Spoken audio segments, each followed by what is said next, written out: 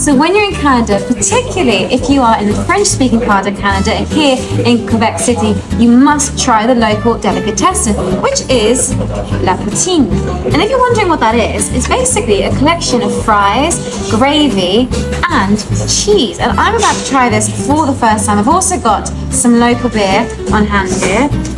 What's the beer? C'est quoi la bière? Boréal. Boréal. Alors c'est Boréal. Very nice. Very light, but also got a good kick to it. And now I'm going to try la poutine for the first time.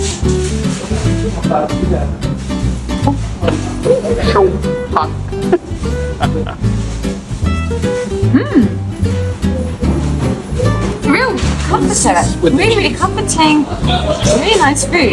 It's very it's much better than chips and gravy back in England. This is much better. There's much more thought that's gone into this.